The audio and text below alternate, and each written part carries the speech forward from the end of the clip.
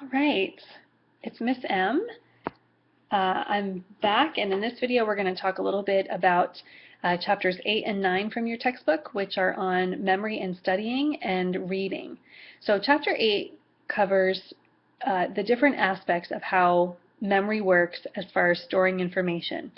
And when you look through chapter 8, you're going to find some cool stuff about your working memory or your sensory memory, which is a part of your brain or a part of your memory, a part of your brain that's always working. So right now, if you're, depending on, where you're watching this or whatever, or maybe for some reason you're just listening and you have your back turned, but if you were looking at the screen, you could see there's a painting on the wall behind me, and your brain would take in, and you might not be consciously thinking of it, but you can tell what color the wall is behind me, and you can see that I'm wearing earrings and that I have brown hair.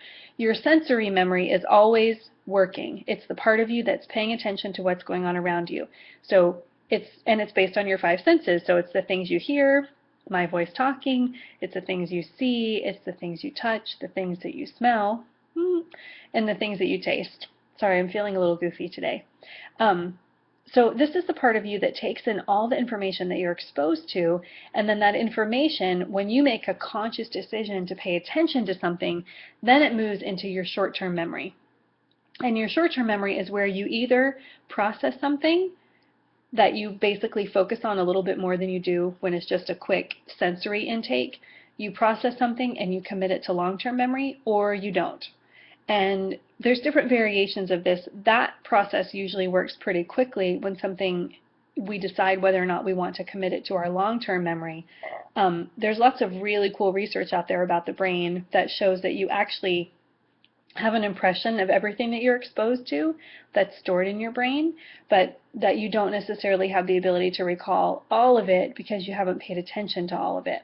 And this is why sometimes like hypnosis works and stuff like that for drawing details out of people, because they've seen something but they didn't necessarily interact with it enough to recall it. Does this sound like maybe some of your content in your classes where you remember you've seen something before, like, I know I've heard of that, but you might not necessarily remember all the details, right? So the first part of chapter 8 is about the different kinds of memory that there are, and there's also a discussion in chapter 8 about how you can use what you know about memory to focus your study habits.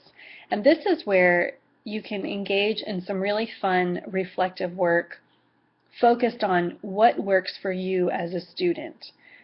So for example, let's take history for an example, and you have to study for a history exam and you're going to have all essays. So a long time ago, I was a student at TCC, and I had a history teacher who's no longer at the college. He actually just retired, so he was my colleague for a few years. But anyway, I had this history teacher for American history, and he would give us a list of, I feel like it was maybe 6 essays, and he would say, okay, on the day of the exam, we're going to come into the room, and I'm going to randomly pick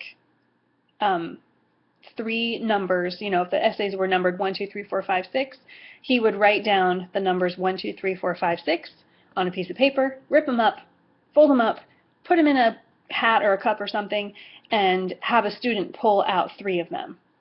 And those were the questions that we were going to answer for our essay test. So if you knew that you were going to have to answer, you had to be prepared with 6 essay questions and that you were going to have to write about 3 of them, what would you do to study for that? And this is where you get into the strategies of, okay, is this the kind of test that I need to just memorize something? Is this the kind of test where I need to learn concepts that I think about and reflect on and then write my own opinion? What is the teacher going to ask me to do here, and how can I best prepare? So for a history test that was just, maybe I just had to memorize the names of the kings and queens of England. If I had to do that, then I'm going to be getting out the flashcards and thinking about, okay, I just need to store these names in my memory, so let's just go over them and over them and over them. But if it's an essay test, like the example I just gave you where we've got the possible 6 questions, there's some memorization there, but it's really more about if I can articulate my response. So the way I'm going to study for that and practice for that particular test, I'm going to sit down and I'm going to write 6 essays. That's how I'm going to study for that test. If at all possible, when you're studying and preparing for something, try to mimic what you're going to have to do. So this is why when you learn some of those note-taking strategies, some of them recommend that you make up sample test questions based on your notes, because it's all about getting you to start thinking about how am I going to be tested on this and what are the expectations for recalling this information. So part of that is getting information from your teacher, like what kind of test is it going to be? And the teacher says it's an essay test or it's a multiple choice test. That helps to guide how you're going to study for it. Because if it's multiple choice on vocabulary words, that's a lot different than a short answer exam where you have to use the word in a sentence. I hope that this makes sense and that you can start thinking about, okay, if I have to memorize facts, it works for me to use flashcards, or it works for me to read a list over and over and then try to rewrite the list from memory. If I have to get ready to write an essay, it works for me to practice writing my essay. It works for me to make an outline and then just think about what I would write and kind of talk it through out loud or something like that. You need to start thinking about what works for you in order to get the information in here so that you're ready when it's time to perform. Okay, so on to reading. Actually, I'm just going to do reading in the same video now that I think of it. Sorry. Reading in your textbook, there's a whole chapter devoted to reading because reading textbooks is a skill that college students are expected to have. And I would like to throw in my 2 cents and say that reading a textbook is something that can definitely be very challenging, because we kind of learn how to read textbooks, but for some reason, like when we're a kid, you know, we read textbooks and we're going to school and we're in the K-12 system, and then we get to college and we're reading textbooks. Why are textbooks so stinking boring? I think that some changes are being made in the textbook industry to make shorter chapters and to chunk information, that we're finally getting it, that our brain works in chunks and we need to make smaller chunks in order for people to retain. Your college success book is an example of that. There aren't any really long chapters in that book. However, you guys will be taking classes where there are books with really long chapters, and you need to start thinking strategically about your reading. So when I say strategically, I mean one of the questions that I'm sure you have asked yourself before is, do I need to sit down and just full on read this, you know, from page 1 of the chapter to the last page of the chapter? And if that's how you store information and you can pay attention to read that much, great. But the fact is, not a lot of us can sit down and read a 40 to 60 page chapter in a humanities and a history book and actually get something out of it. We only remember about 10% of what we read. The more we interact with material, the higher that number increases. So you remember maybe 10% of what you read or see. You remember maybe 20% of what you see and then kind of read out loud. You remember, this is just an example, but maybe you remember 40% of what you hear and talk about with someone else. The scale like that continues to go up, and we get to the point where we remember 90% of what we can teach someone else.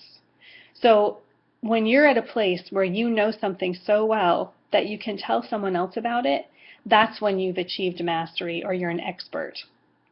So when you think about that in terms of reading, reading doesn't become just a way to just read something and take in information. You need to find a way to interact with it. So your textbook talks a lot about what highlighting is for and how you can chunk the sections of a chapter so that you just read a little bit at a time. It talks about making predictions based on the subheadings and kind of thinking about the material before you read the material. And all those strategies are good, and if they work for you, fantastic. The SQR4 is a piece in your textbook that's described that is specifically for thinking about what you're going to read in each section and making up sample questions, and it can really help you to focus. I'm a big proponent of reading out loud and reading in chunks or sections. I have done this in college. I do this now where I read something out loud and then I summarize it verbally. That helps me a lot because I'm a strong auditory learner. So when I say it out loud and I talk about it, then I know that I'm getting it. And then I make connections between, you know, section 1. If I'm reading a history textbook and I just read a story about, you know, Benjamin Franklin moving to Philadelphia, and then 10 pages later, I'm reading about the Liberty Bell. Oh, it's in Philadelphia where Benjamin Franklin lives. And kind of having this constant dialogue with the information can help to cement it. So I think that reading is this activity that we think of that has to be kind of quiet and focused, and you're just reading the material. But sometimes adding a little bit of something that has a little bit of sound, whispering, you don't have to talk out loud like I'm talking aloud right now. You can quietly read to yourself. Move your mouth, say the words in some way. It doesn't have to be that somebody else hears it, but just do something to help you focus more. All right, so I'm going to post one more video for you guys about test preparation and performance, and that will be it for the week. Okay, see you in a minute.